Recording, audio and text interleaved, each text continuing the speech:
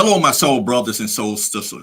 I am Ron Smith, and this is the Dr. Ron Smith Investigate Show, where we separate the real from fake, the fact from fiction, and give you the winner's edge. And sometimes we're able to turn your water into wine. We are in season 3, and this is episode 3. And last week, I talked about mindset. And this week, we're going to talk about wealth building 101. And basically, we're going to start the beginning. And basically, this is for the people who's catching up. They missed season 1, season 2. And we're talking about the wealth building and basically what you need to do. But at all times, I think if you are fundamentally sound in any career, you are one of the things that you can build on. And I'm going to be talking about some things that you need to get in order, some things that might sound redundant to some and might be new to others. So I never want to assume that you know, because when you assume, they make a blank out of blank. So basically, when I talk, I have building blocks. And one of the things that I want you to understand is that there is no magic promises or no magic formula. The only magic formula is what Einstein said was the eighth wonders of the world, which is compound interest. Now, understanding what that is that compound interest can work for you and it can work against you. And we're going to be discussing a little more in detail about that later in the show. But first of all, your mindset is that the things that you do, the habits that you form, determines your worldview. And, I discussed earlier where, the poor has a mindset, the middle class has a mindset, and the rich has a mindset.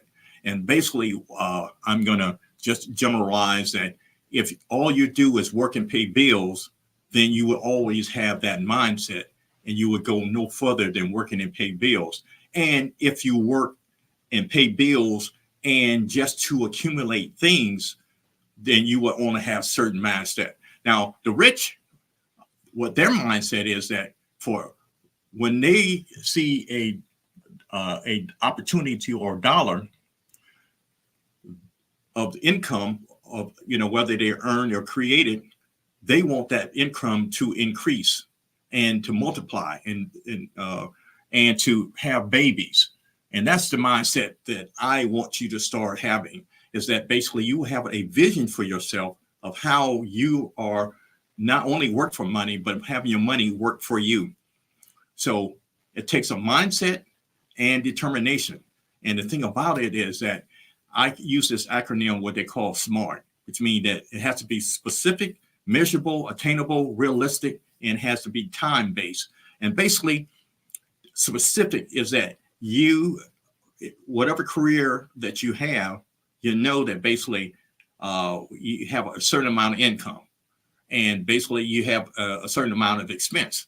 Now, whether you use the 70-20-10 method or 70-10-10-10 method as far as paying your income to your expense ratio, which maybe I go into that at a different time. But you have a short-term expense, you have mid-term, and then you have your long-term that you always have to keep in mind. So with that in mind, it has to be measurable, which means basically, that unfortunately, you're not like the United States government that have a endless supply of money, and all you have to do is print money. Your income is measurable, and there are certain expenses that you have to take care of. Your living expense. Whether it is your housing, transportation, your food, et cetera, et cetera. And there's other things that basically you can prioritize.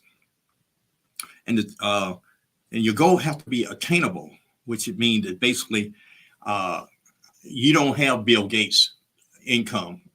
Therefore, you have to only have your plans around about what you are able to do at this specific time, whether that is a monthly budget or whether that's a yearly budget. You only have certain amount of things that when you make your plan, it has to be able to be attainable, that make it sure that it's, which is the next one, realistic. You have to understand what you can do and what you can't do. And that is goes next to the one is time sensitive, which means that basically you have to create your plan. Therefore, I'm going to do this within the next quarter. I'm going to do this within the next 6 months, or I have a annual plan. One of the things that I would just want to just as a sidebar, say that basically I wanted to buy a house in 2025.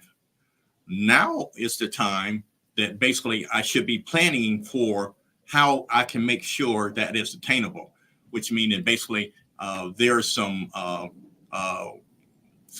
debt issues that I need to either address, whether I can eliminate those things within the next 6 months, so I can prepare myself for the 2025 major purchase. And there's two ways that you could do that.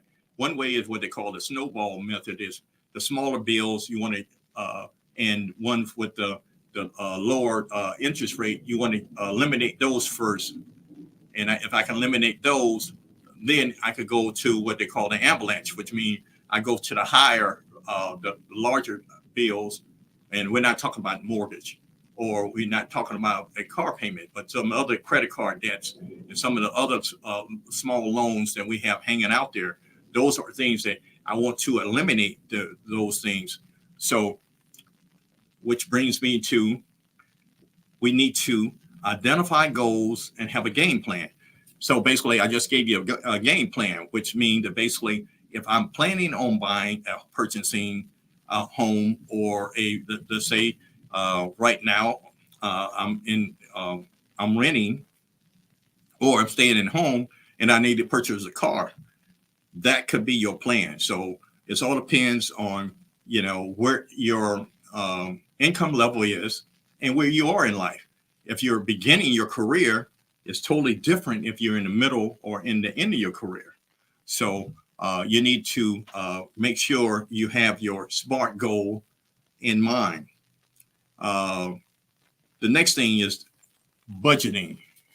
And I'm probably going to be repeating myself over and over on some of these key issues, because it's very important that you create a budget.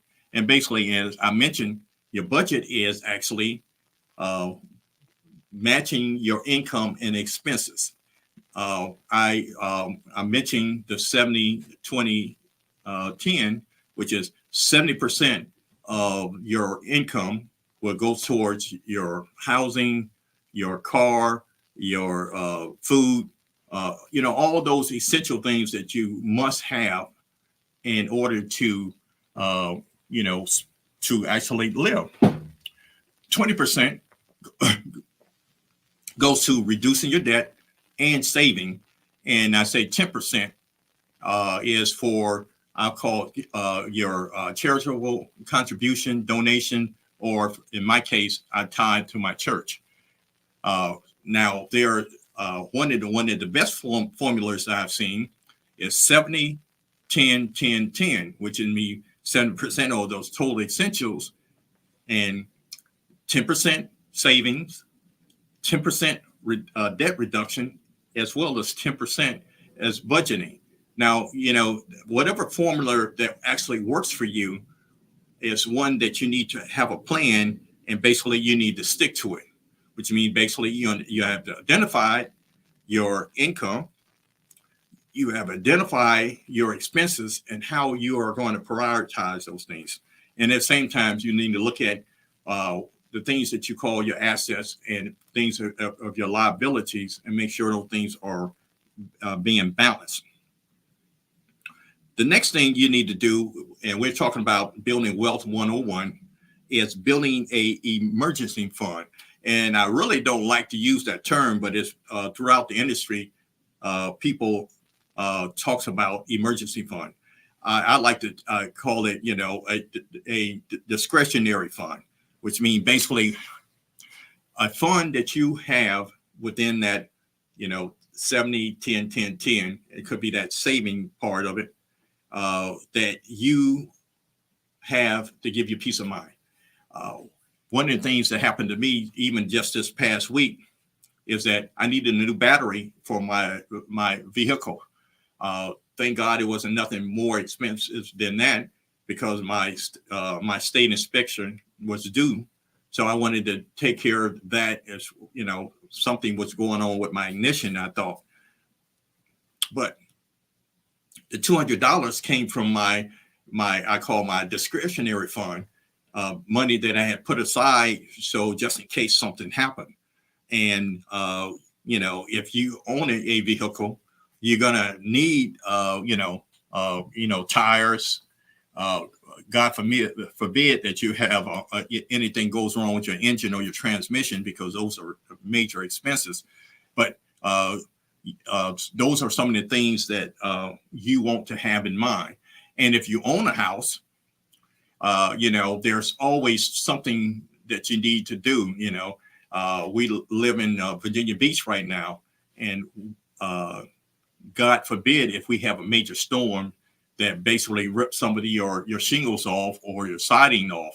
And the reason why I mention that is that I have learned that there are certain expenses that you don't want to ask your insurance company to pay for. And that might be another subject that I need to address, because basically once you start using your deductible and your insurance, after 2 or 3 uses of that, basically they either raise your deduction or deductible or your premium, or they actually kick you out of your insurance. So one of the things that I am saying to you is that is the fund to basically, do the mini repair on your home. Get a guy to actually do your replace your shingle or replace the siding, and not do it as from part of the insurance. And I know you said that basically I'm paying money and I'm using it, but from my past experience, after 2 major insurance claims, I was dropped by a very prominent insurance company. And as national disasters are happening in other parts of the country, we are experiencing our own insurance being increased. So, and think about it. If you just have to go to the ER for something that's not really life-threatening, those are medical bills that, that's anything under $1,000. I think there's, you can probably consider that's not a major medical bill. Trust me, because those things can actually explode on you. So building a discretionary fund, i.e. emergency fund, comes in handy. And that's one of the things that basically you want to make sure you do. And one of the best systems that I have seen in place is that putting some of your larger bill on auto pay, which means that basically you don't want to get behind in certain aspect. Whether it's your mortgage or rent, make sure you put that on auto pay, your car payment on auto pay. And so just to wrap up in the first part of this, we're talking about Wealth Building 101. And we're talking about identifying your goals and having a game plan, budgeting your income and sticking to it, building a discretionary fund or emergency fund, and putting some of your large bills on auto pay. And the whole thing is that you have to be in control of your finances. And the only way you can actually do that is having a plan. So we're going to take a brief segment, a brief break, and then we're going to continue with Wealth Building 101.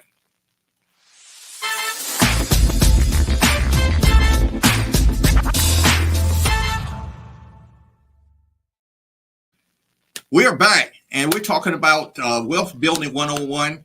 I am Ron Smith, and this is the Dr. Ron Smith Investigate Show, and we are in season 3, and this has happened to be episode 3, and we're talking about building wealth.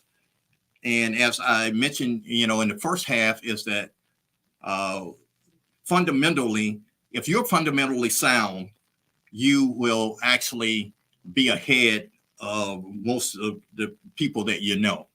And the thing about it is that having a plan and actually executing, you have to be able to stick to it. And I want to give a shout out to my good friend Paulette Johnson, who's in Dallas, Texas. She is giving me a ride on, which making sure having a plan. And the best way to start is actually have a what I call a rich mindset, which means basically when you, as you creating your plan, how do you make your money work for you instead of having to work for money?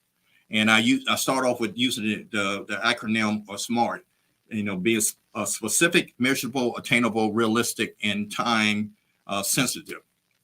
And we're talking about identifying goals, creating a game plan, creating a budget and sticking to it. And I gave you 2 examples of things that you do. Basically, I've heard of the 70, 20, 10.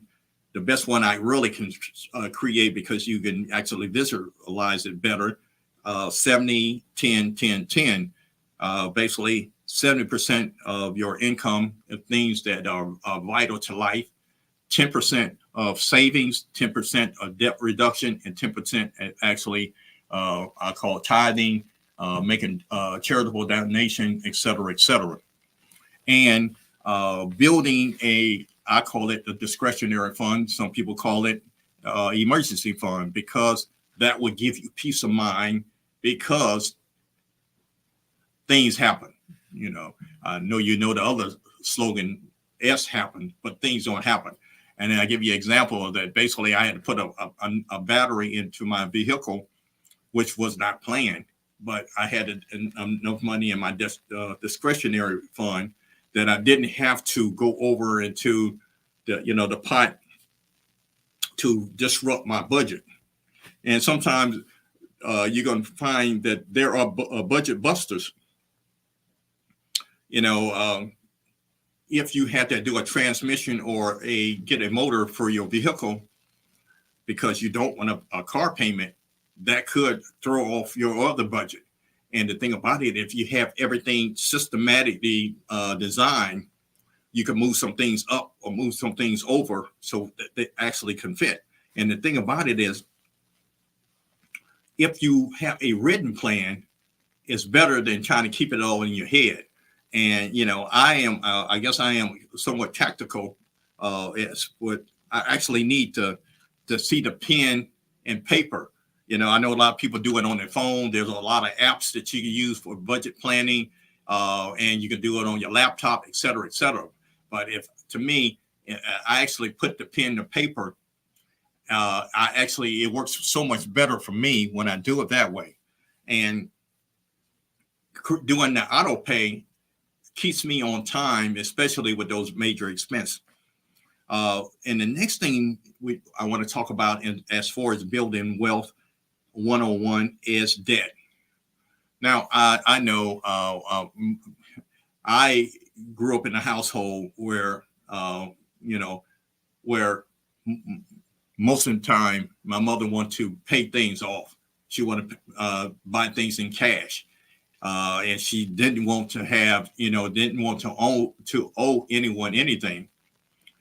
But you got to realize that that was at least 30, 40, 50 years ago, when you can actually do certain things due to inflation and certain other aspect of things cost more now.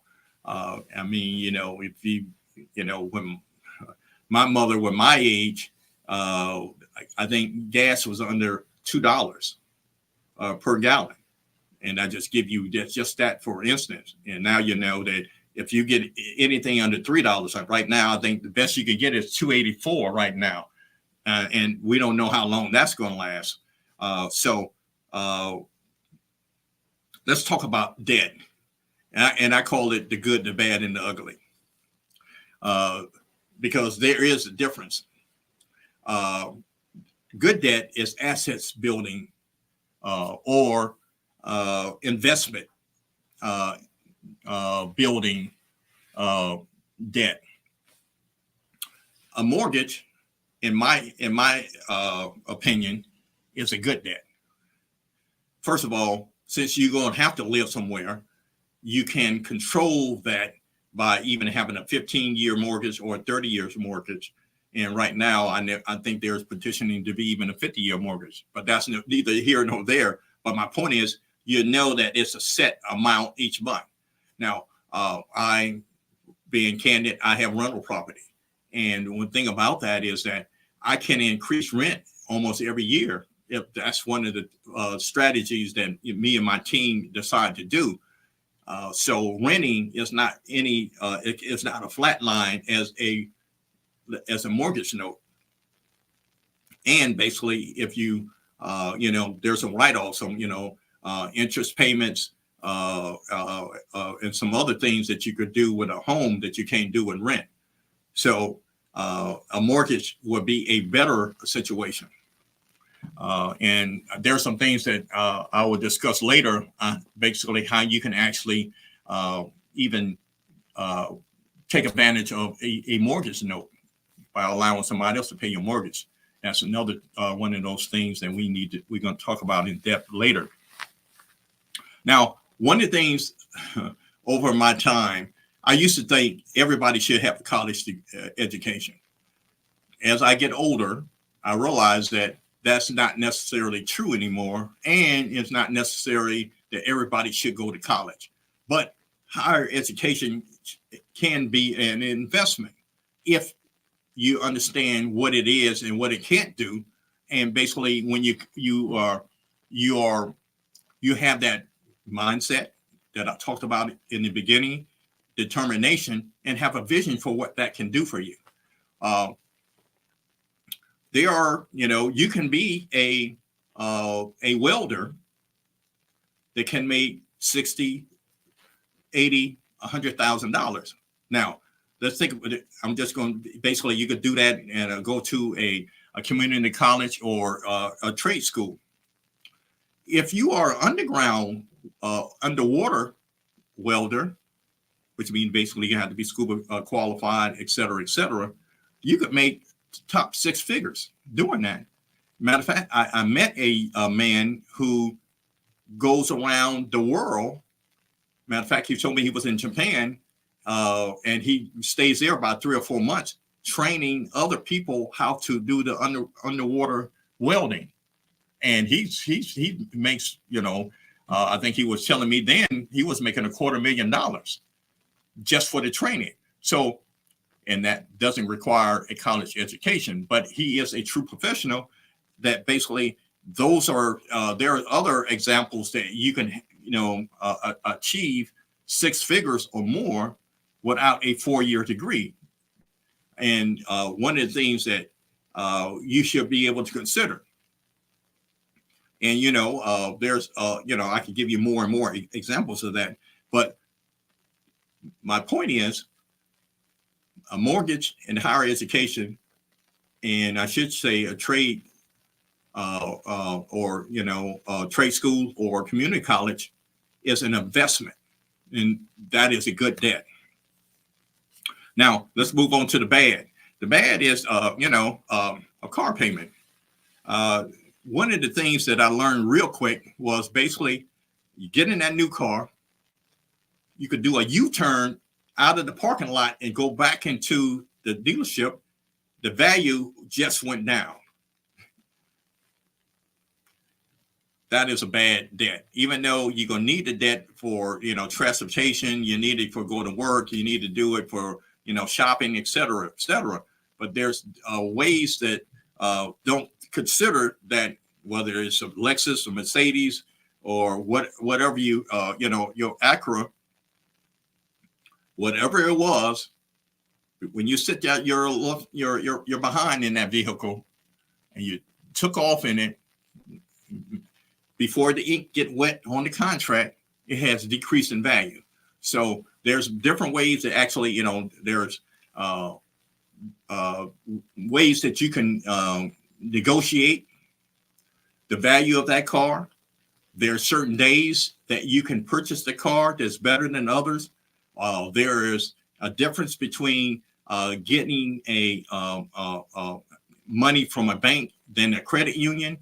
So there are so many things that you can negotiate to make that purchase better. But it's still considered, because it don't increase in value, I consider that to be a bad debt. Okay, credit cards.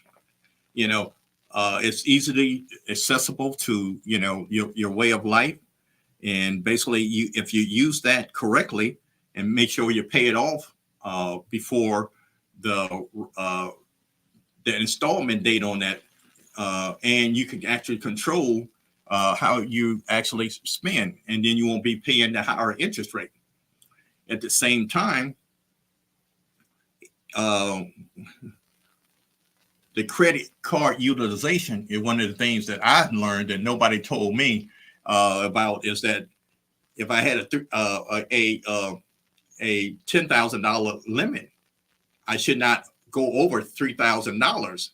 And actually, $2,500 is probably the correct way to use that credit utilization, because all these things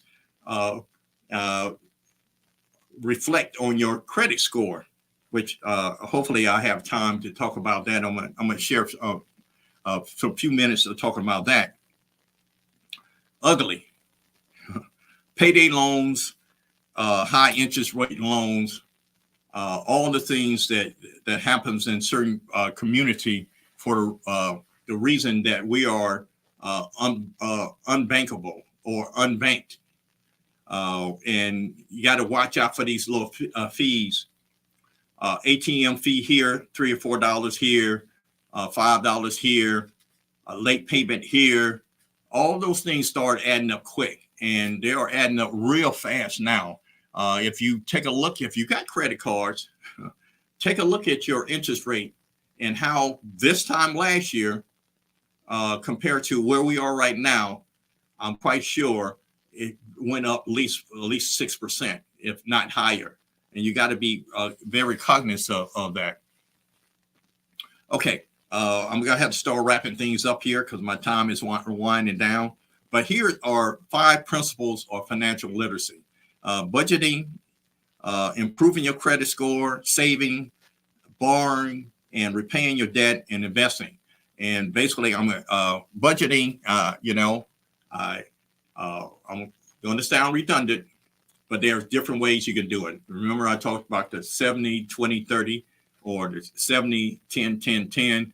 And there's, many ways that you can, put a slice of cake, but you have to make sure that you are consistent and make sure that it's a habit. And there's some ways that basically you put some of the items on auto pay that basically you can set it and kind of forget it.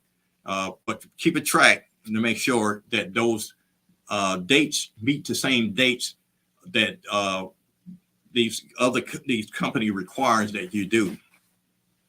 And I mentioned credit score. One of the things you need to do as soon as possible is get all 3 of your credit reports from Equifax, TransUnion, and Experian. And you can call them directly, and they will give you all 3 of them, because you want to actually look at all 3 of them at the same time. Believe it or not, some may have different information on each different ones. And I'm going to start within the next couple of weeks of how to actually start addressing to see what's on your credit score. And because that's important, especially remember I said if you had a vision that you want to buy or purchase a house or a car, it all depends on where you are. Now, that is Wealth Building 101. And we're just getting started because there's more information that I want to give you. But right now, I'm gonna pump my brakes and I'm gonna slow down because I really appreciate your time. The time is one of those things that you can't save. You got to spend it, and basically, I just like to share it with you. So until we meet again, my time is up, and I thank you for yours.